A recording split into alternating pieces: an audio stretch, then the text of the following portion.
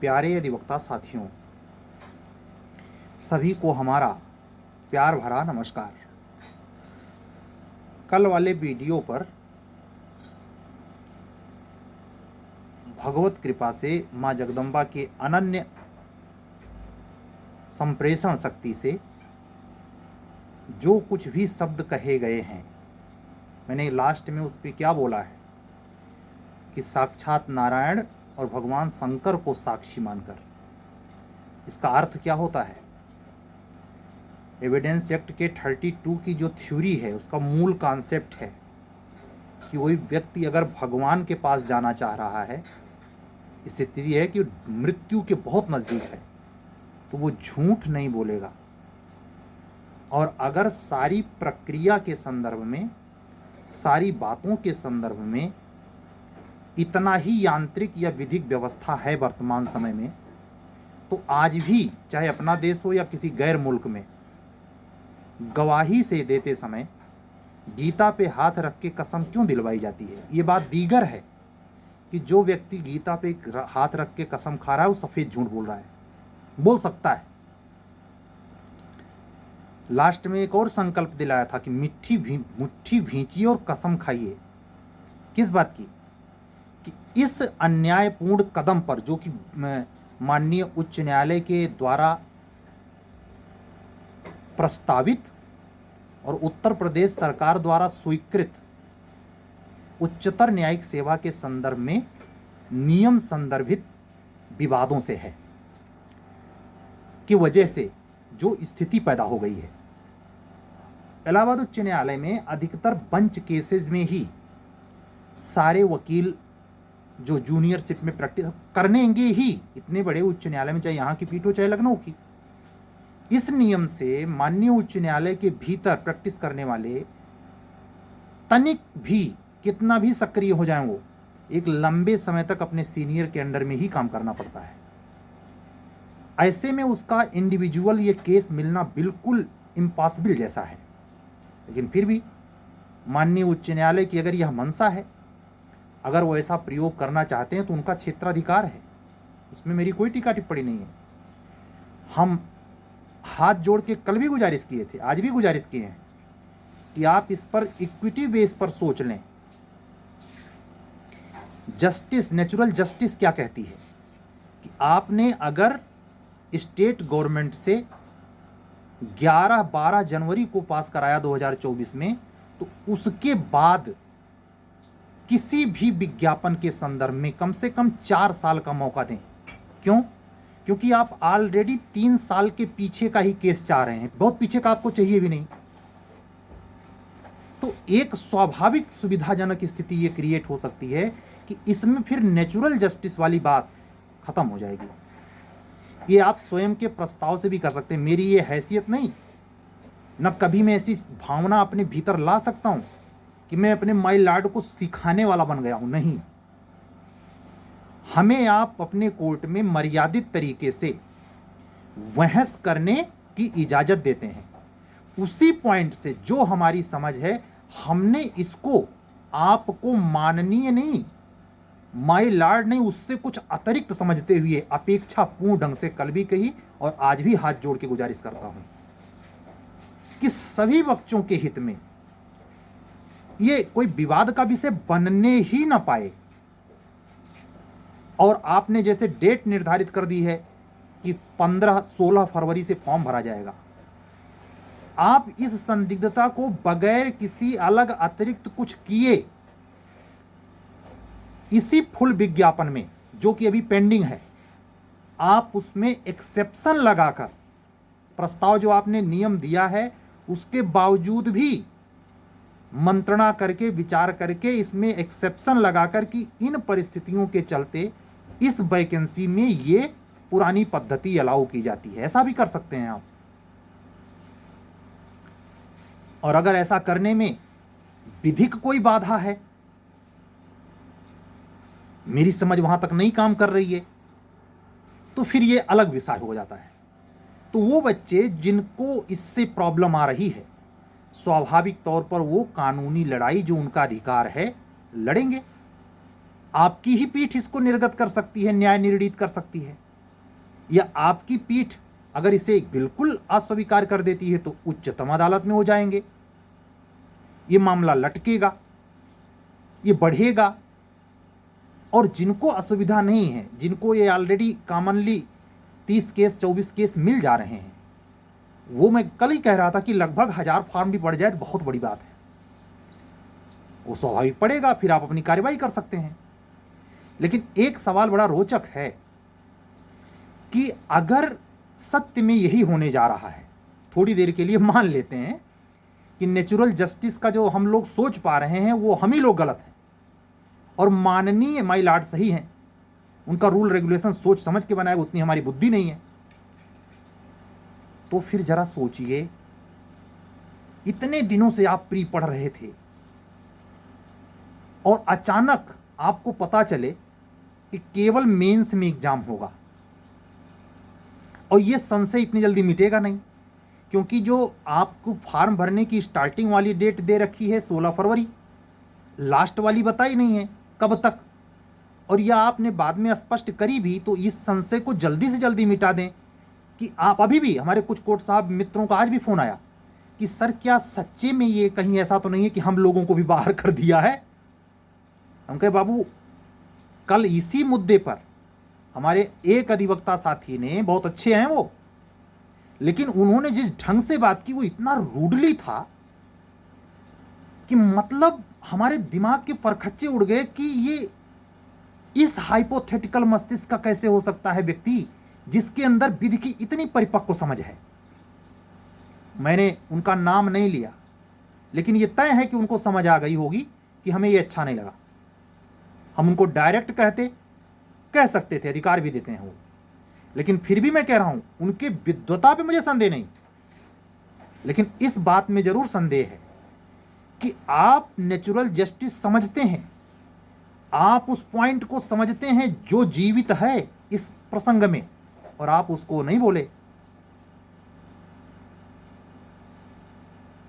आप जब ऐसा कहते हैं कि हाई कोर्ट ऐसा करेगा ही नहीं, इसका मतलब आप खुद हाई कोर्ट हैं। अरे माननीय उच्चतम न्यायालय, उच्च न्यायालय इतनी बड़ी संस्था है, इतना बड़ा मंदिर है वो, कि उसमें बैठा हुआ न्यायमूर्ति भी अपने आप को बहुत बावना पाता है। ये बात अलग है कि वही उच्च न्यायालय है लीगल लाइबिलिटी में। तो माय लॉर्ड के अगर रूल्स स्ट्रिक्टली फॉलो करने पड़ते हैं तो वो लोग जो तैयारी कर रहे हैं, मैं उनको भी कह रहा हूं कि जो फार्ममा भर देंगे और अगर लास्ट में केवल मेंस हुआ तो जितने पे प्री वाली डेटिया पढ़नी थी उतने में डायरेक्ट मेंस वाली डेटिया पड़ेगी कि नहीं माननीय उच्च न्यायालय के द्वारा। भाई वो अपने नियम से बंधे हैं, वो वहां आपके कहने पे सिपाही, वहां तो कोई याचिका का ग्राउंड ही नहीं बनेगा। अभी जो लड़ना है लड़ लीजिए।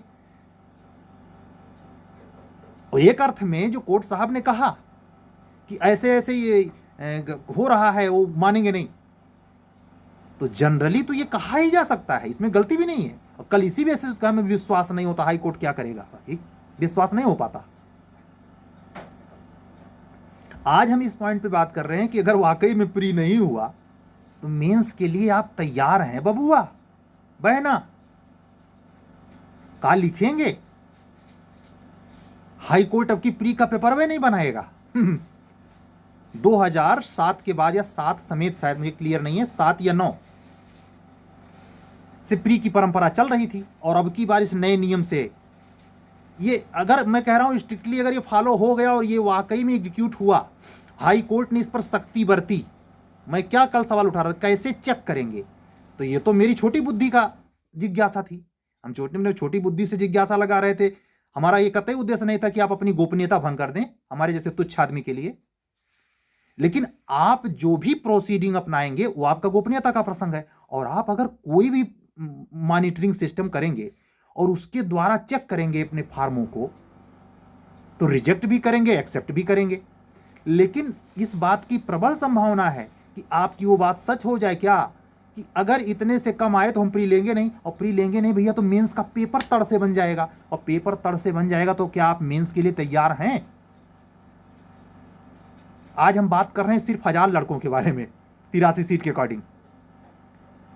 अगर आप अपने आप को वहां महसूस कर रहे हैं कि हमारा तो सब चौचक है, हम पहुंचेंगे ही, हमको मेंस लिखना है, चाहे कोर्ट साहब की हैसियत से पहुंचे, चाहे जैसे, मैं उसके विवाद में नहीं जाता, मैं कौन होता हूं, लेकिन इसकी बात जरूर कहता हूं कि वाकई में आप इस डायलेमा में तो आ ही गए होंगे।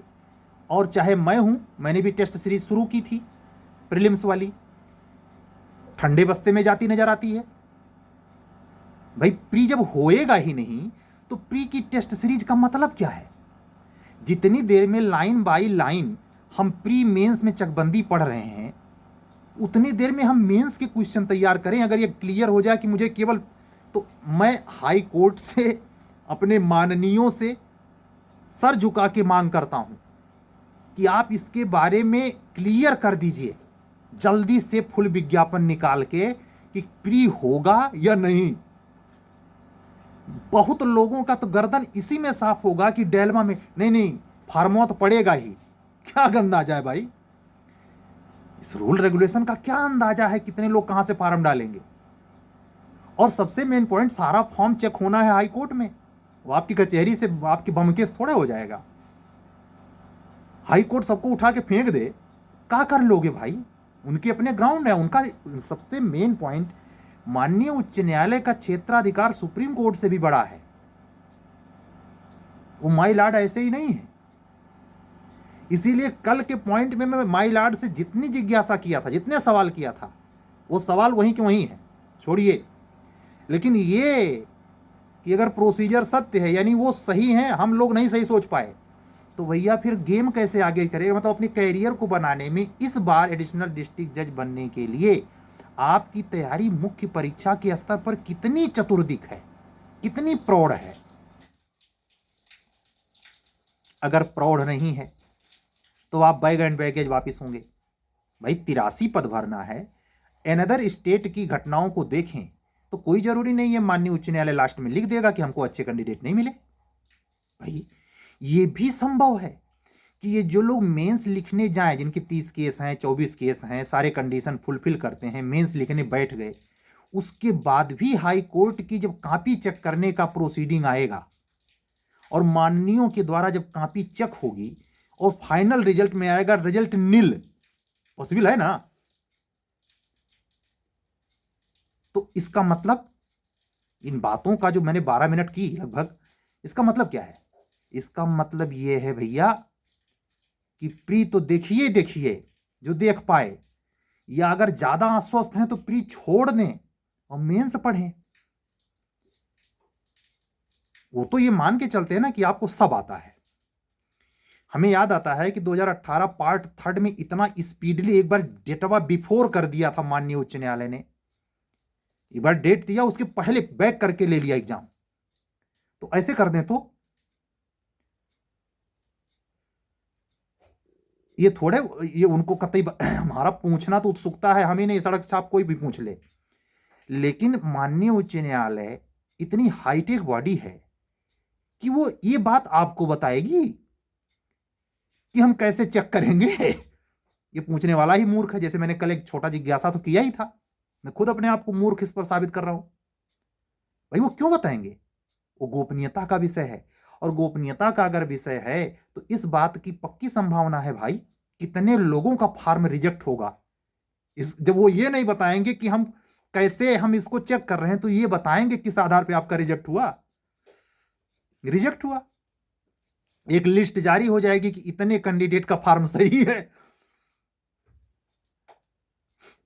अभी तो ये चीज थोड़ी और संशयात्मक है। जैसे हमारे जो कोर्ट साहब बंधुओं का जो चिंता है कि पता नहीं हम लोगों को भी तो नहीं, तो वो एक केस है, कोई अग्रवाल, मुझे नाम नहीं याद आ रहा है, कोई केस है जिसमें माननीय उच्चतम न्यायालय ने कहा है कि कोर्ट साहब लोग प्रिफरेंस पाएंगे इस एग्जाम में बैठने की, उनको प्रैक्टिशनर्स माना जाएगा। उसी आधार पर वो सारे बच्चे, कोर्ट साहब जितने लोग हैं, सबके सब आश्वस्त हैं कि हमको तो देगा ही। अगर कहीं ये ना हो तो आप लोग भी चलिए लड़िए, हमारा उनसे द्वेष भाव नहीं है, कोई कारण नहीं है। लेकिन देखिए, जब न्याय संगत नहीं होगा तो चाहे आप कोर्ट साहब हो चाहे हम हो, आप हम पर चढ़ लीजिए, चढ़ने का हक है, पॉइंट पर कोई किसी को छोड़ेगा नहीं। हम ब्रह्मांड के मालिक थोड़े हैं एक साधारण अधिवक्ता। लेकिन इस पॉइंट को हमेशा ध्यान रखना चाहिए, किसी को सलाह देते समय, सलाह लेते समय, नेचुरल जस्टिस भी कोई चीज होती है भाई। ये कानून पूरा जगत जानता है, 11-12 जनवरी 2024 को कैबिनेट ने पास किया है, तो ये बैक डेट से कैसे लागू हो गया? सीधा सपाट, कुछ सोचहिक न है,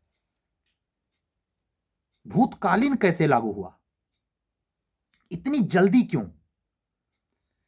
और अगर जैसे आप साल भर से नहीं दे रहे थे वैकेंसी, साल भर से आप नहीं दे रहे थे, आप मत निकालते दिसंबर में, आप निकालते इसके बाद।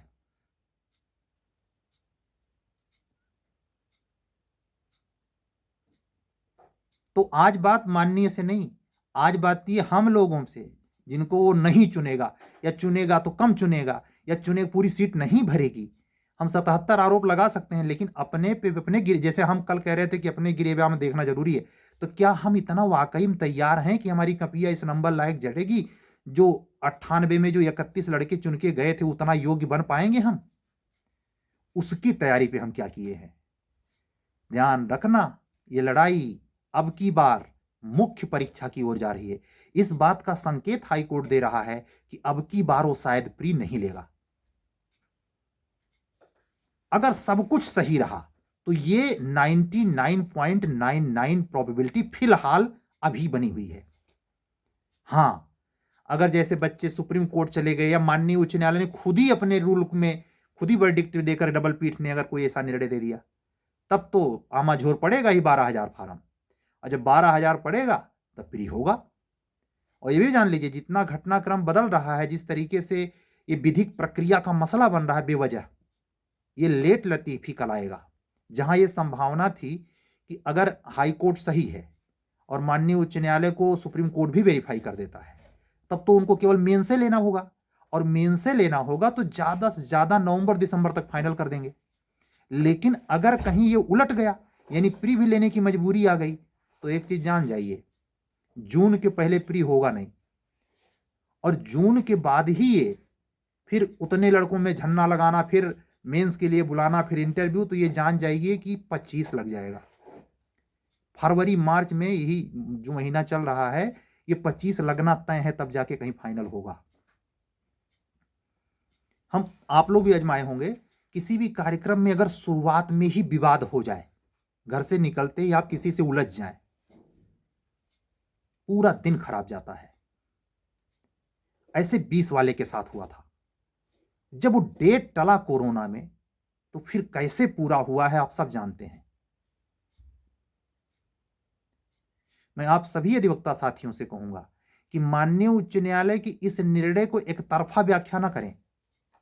जैसे कल की बात से आप सुनेंगे तो आपको बड़ा चस्कापूर्ण मजा आया होगा कि सर जी बहुत सही कह रहे हैं, लेकिन सर जी ये भी कह रहे हैं कि अगर हम टोटली गलत साबित हुए, जिस पे हम खम ठोक रहे हैं न्याय होगा न्याय होगा, भैया न्याय अगर वही हो तो वकील का मतलब तो होता है कि दोनों पहलू पे विचार करे। तो अगर माननीय सही है, तब कहां जाओगे बच्चों? पढ़ रहे हो मेंस, पता है ट्रस्ट में ये सारे का अमेंडमेंट हुआ, लिख पाएंगे 2 पेज ना? अभी अंगड़ाई ले रहे हैं, अभी तो केस बनवा रहे हैं, बनवाइए केस। ये इसलिए बोला कि मैं माननीय उच्च न्यायालय का अधिवक्ता हूं, मैं अपने ही मंदिर का अपमान नहीं कर सकता किसी कीमत पर।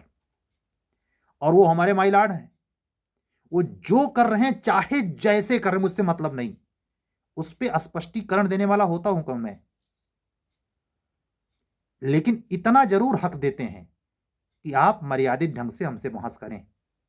उसी बहस को किया, आउट ऑफ कोर्ट किया, अपनी जिज्ञासा प्रकट की। हम आप इसी बहाने आप लोग दोनों पहलू समझिए। अगर आप लोग न्याय संगत हैं तो प्री होना चाहिए, और प्री ही नहीं होना चाहिए, वो पुराने रीति रिवाज से होना चाहिए, तो बहुत अच्छा खासा फार्म पड़ेगा। मुझे तो है कि 12,000 भी क्रॉस कर जाए। 9 से 12 जो पढ़ा था पिछली बार 20 में, ये क्रॉस कर जाएगा अब की बार। ये तब जब, जो कि बहुत मतलब जो कोर्ट साहब लोग अगर जनरली कह रहे हैं, जनरली ही ना समझिए भाई, हाई कोर्ट ऐसे ही नहीं ये कर दिया है और चुपचाप बैठा है। समय आपका जा रहा है। क्यों? अब पढ़ें कि ना पढ़ें, पता नहीं प्री होगा कि नहीं होगा, ये सब सत्यानाशी की दीमक हैं। हाई कोर्ट से इससे मतलब कौन है, कौन आएगा अंदर? जो लिख देगा, जो फुलफिल कर देगा, वो जाएगा अंदर। और एक चीज ध्यान रखना, फार्मवा वही चेक करेगा, आपकी कचहरिया नहीं। इंटरव्यू देने तो जाएंगे ना सफलता की इसे उड़ के हो जाएंगे बगैर इंटरव्यू दिए। इंटरव्यू के सामने पूरा एकदम माइक्रोस्कोप लगता है। चाहे आपका इंटरव्यू 5 मिनट चले, चाहे आधा घंटा चले, इससे मतलब नहीं, लेकिन चेकिंग तो आपकी कायदे की हो जाएगी। तो उसमें आपकी तैयारी का जो परिप्रेक्ष्य है वर्तमान परिदृश्य में, वो इशारा करता है कि भैया अगर सफलता इस सेशन में चाहते हैं तो मेंस के प्रोस्पेक्टिस से पढ़ें। शायद फिलहाल वर्तमान जो लक्षण दिखता है विदाउट प्री वाला दिखता है, वो मूड दिमाग थोड़े है भैया, जिसमें लिख दिया है कि अगर फार्म, वो जान रहे हैं फार्म अइबे नहीं करे और आएगा भी तो हम रिजेक्ट करेंगे ना। फार्म भेजने का तो आप उसमें कपड़ा लत्ता लगा के भेज दें, भेज दीजिए। यहां बैठे हुए हैं, खारिज होगा चलो, वो बाद में लिस्ट निकलेगी इतने लोग रिजेक्ट कर दिए गए। तो एक चीज कड़वी, सत्य कड़वा होता है, वो सच ये भी है कि आपका सारा सरकंडा लड़ने भिड़ने जुड़ने सब बाहर रह जाए। जो सॉलिड होंगे हाई कोर्ट माननीय की नजर में, वो मेंस लिखेंगे। और आपको बता दूं, अगर मेंस हुआ भी तो फरवरी मार्च, जिस महीने में मैं प्री की उम्मीद कर रहा हूं, जून में हाई कोर्ट बंद रहता है, जुलाई या जून लास्ट या छुट्टी में भी करा सकते हैं मेंस, करा लेंगे भैया। लेकिन एक चीज रहस्य बना हुआ है कि जब खाली मेंस होगा तो कहीं ऐसा तो नहीं है कि जूनियर डिवीजन की तरह हो जो 9 एक्टवा पास्को वास्को जुड़ा है, वो तो नहीं जोड़े हैं, आपकी जाहिर कर नहीं रहे हैं। तो माननीय से यही अनुरोध है कि जल्दी जारी कर दें, जिससे उसके बारे में तो जानकारी हो जाए कि मेंस में रहेगा तो सिलेबस क्या पढ़ना है, या प्री में होगा तो सिलेबस क्या पढ़ना है, ये भी तो हम जान पाए। हम मांग कर सकते हैं, जबरदस्ती का तो कोई सवाल ही नहीं उठता। कल की जितनी बात थी व्यक्तिगत पीड़ा थी। मैं बैठा हूं, मैंने एग्जाम दिया है, मैंने फेस किया है, और यह भी दावा करता हूं कि जितना भी कोई सिपा सलार होगा माननीय उच्च न्यायालय, चाहे लखनऊ खंडपीठ हो चाहे इलाहाबाद, उससे 10 कदम आगे बढ़कर हृदय स्थल पर भाव रखकर तब अंदर आता जाता हूं, वैसे नहीं। लेकिन कहते नहीं कि जिससे आदमी का हद से ज्यादा लगाव होता है उसी से भिड़ंत भी हो जाती है। अधिकार की मांग किससे किया जाए? तो कल की बात एक पहलू पे थी, जो न्याय थी कि अगर ये अन्यायपूर्ण है तो न्याय होगा, लेकिन अगर यही न्यायपूर्ण है तो इस पर आज हो गई, आज की बात पूरी हो गई। आप लोग कल वाला वीडियो भाग 1 समझकर और आज वाला वीडियो भाग 2 समझकर समझेंगे, और इसके हर पैंतरे को भी समझेंगे। हमने कोर्ट साहबों को क्यों ऐसा कहा और आज कोर्ट साहबों को क्यों ऐसा कह रहा हूं। हमने माननीय उच्च न्यायालय के संदर्भ में कल जो संदर्भित टिप्पणी करी वो क्यों करी, और आज अपने शब्दों को मैं क्यों ऐसा कह रहा हूं। दोनों बातों को समझने का समझ रखते हैं। मेरा कोई विश्लेषण करने का कोई इरादा नहीं है, लेकिन यह बात आवश्यक हो जाती है कि हम अपने ही इस एग्जाम के लिए अधिवक्ता साथी मात्र नहीं है, बल्कि हमसे जुड़े हुए वो बच्चे जो इसमें अपेक्षा करते हैं नए नए, कि इसमें सर फिर क्या होता है, फिर क्या कर सकता है। भैया अगर जानकारी नहीं दी जाएगी तो हर आदमी को फोन पे हम बताएं, इससे क्या होता है, हम यहां बोल दिए, वो लगा के लीड सुन लिया, बात पूरी हो जाती है। तो आप लोग भी अगर आप हमसे नहीं जुड़े हैं, इससे मतलब नहीं आप हमारा चैनल सब्सक्राइब करें चाहे ना करें, वो मेरा मकसद नहीं, मैं प्रचार पाने के लिए यहाँ नहीं बैठा हूं, क्योंकि आप हमसे इंटरेस्टेड हैं कि सर आप हमें गाइड कर दें। तो उस पॉइंट से आधार पे ये गाइड करना ही तो हुआ, आपको चेताया जाए सही समय पे, उसके पहलू से सतर्क रहिए। जो वर्तमान में है, माननीय उच्च न्यायालय अगर सब कुछ करेक्ट है तो मेंस होगा। और जून जुलाई में हो गया अगर, तो अगस्त सितंबर अक्टूबर 3 महीना आप निकाल दीजिए। 3 महीने में तो कॉपी चेक हो ही जाएगी। हजारे कॉपी तो चेक करनी है। वो दिसंबर तक एडीजे बना के भेज देंगे। समय नहीं बचा है। तो दार दार में पात पात वाली बतिये नहीं है। अगर आप समझदार हैं तो समझ जाएंगे स्वयं से। ये तो नए बच्चे जो नहीं समझदार हैं या जो अर्थ का अनर्थ लगा लेते हैं। कोर्ट साहब की बातों के संदर्भ में कल ही जिसको उल्टा सीधा सोचना है वो सही नहीं सोचेगा कि हमारी एक कोर्ट साहिबा कोई हमारे जुड़ी नहीं है, लेकिन उन्होंने हमारे यूट्यूब पे कमेंट किया, सर मैं एपीओ हूं, लेकिन आप सही कह रहे हैं, ये अन्याय लगता है। तमाम ऐसे एडिशनल डिस्ट्रिक्ट जज अफसर हैं जिन्होंने कहा सर बिल्कुल सही कह रहे हैं आप, ऐसा नहीं होना चाहिए कम से कम इस बार। बाकी करना हाई कोर्ट को है, हम कौन होते हैं भाई उस पर व्याख्यान देने वाले। बस इतना ही संकेत कर रहा हूं कि अगर कल वाला सही हुआ तो क्या होगा और आज वाला सही हो तो क्या हुआ। आज की वीडियो पूरी हो गई है।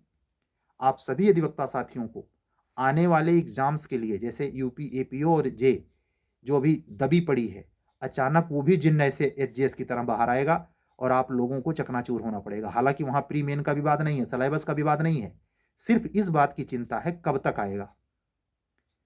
कैलेंडर जो जारी हुआ है उसमें जो आरक्षित डेट है, ये मान के चलिए उसी में से किसी डेट पर कमीशन प्री मेन करवाएगा। चुपचाप पढ़िए। अगर आपको अब जैसे जितना महीना जनवरी के बाद आगे बढ़ेगा, तो एक चीज हम आपसे कहना चाहेंगे जो अभी तक नहीं कहते थे, नई संहिताओं का जो भी वेरिएंट या जो भी संसाधन मार्केट में है वो लाके रख लीजिए और कंपैरिजनात्मक तुलनात्मक रूप से नोट्स बना लीजिए। उसमें ये हिंट जरूर कर लीजिए कि मर्डर उसमें क्या है, इसमें क्या है, जो कॉमन बहुत फेमस है। तो जब आंसर राइटिंग में अगर आपको मौका मिले तो ये अगर जाहिर करेंगे कि नई संहिता में ऐसा प्रावधान इस जगह किया गया है, 2 लाइन, तो आपको ये प्रेफरेंस देगा और आपके इस हिलते डुलते आत्मविश्वास को सही करेगा कि अरे बाप रे, नए में हम कैसे लिखेंगे, अभी तक तुम पुराने में क्या पढ़ रहे थे। दोनों रखिए। मैं तो करीब 10 वीडियो पहले ही कह चुका था कि जीएस में तो पूछेंगे ही पूछेंगे, लेकिन ला में भी पूछ लें तो ये ब्रह्म हत्या समान नहीं है। मैंने कल क्या कहा था कि 17 का डिलीट किया हुआ 2020 में भी पूछा जा रहा है। क्या कर सकते हैं, अथॉरिटी बॉडी है, उस पर सवाल नहीं उठा सकते भाई। तो आप लोग भी तैयारी करिए और ये उपेक्षित नहीं, गहरे रूप से ध्यानपूर्वक, नहीं तो ये समय ऐसे निकल जाएगा और आप फिर पछताएंगे। आज की बात पूरी। अगर आप हमारे चैनल पर नए हैं तो चैनल सब्सक्राइब करें। उत्तर प्रदेश, अब चूंकि एचजीएस का प्री संदेह के घेरे में, इसलिए एचजीएस के प्री की बातें नहीं करूंगा, लेकिन Bihar HGS pre, UP junior division pre और यूपी एपीओ के प्रीलिम्स या मेंस की टेस्ट सीरीज से इंटरेस्टेड है तो हमारे इसी व्हाट्सएप नंबर पे व्हाट्सएप करके जुड़ सकते हैं। और अगर उच्चतर न्यायिक सेवा यूपी के लिए मेंस के लिए इंटरेस्टेड हैं, अब केवल मेंस की बात होगी क्योंकि संदेह है, और मैं प्री की बात अब नहीं करूंगा जब तक हाई कोर्ट में बाजी पलट नहीं जाती। केवल मेंस की टेस्ट सीरीज के लिए आप हमसे इसी 7705090393 नंबर पर व्हाट्सअप करके जुड़ सकते हैं। क्रैश कोर्स अभी जैसे मैं एविडेंस की क्लास 93 और 94 पे लेके आया, प्रत्यक्ष जो संदिग्धता की बात करता है, समझ रहे हैं, तो उस क्रैश कोर्स से लोकल में चकबंदी चल रही है, चकबंदी अधिनियम, और माइनर में ईजमेंट चल रहा है। इन तीनों के क्लासेस में से अगर इंटरेस्टेड हैं, या जीएस की क्लास है तो उससे इंटरेस्टेड अगर आप हैं तो आप हमको इसी व्हाट्सएप नंबर पे व्हाट्सएप कर सकते हैं। आज की बात सभी अधिवक्ता साथियों, अधिकारी मित्रों, माननीय उच्च न्यायालय के तत्वावधान में एक सिपा सालार के हैसियत से मैं सबको अपना सर झुकाता हूं। किसी के प्रति का कारण, कोई कारण नहीं है द्वेष भाव पैदा करने का भाई, लेकिन ये जरूर है जहां अन्याय संगत या दुष्प्रेरक बातें होती हैं उसका प्रत्युत्तर तो होता ही। आप जोर से अगर थाली पे मारेंगे तो झन्न की आवाज आएगी, नेचुरल ट्रुथ है। बात पूरी हुई। कल फिर मिलेंगे नए जोश खरोश के साथ, नए मुद्दे पर। तब तक के लिए विदा दीजिए। सत्यमेव जयते। शुभ रात्रि।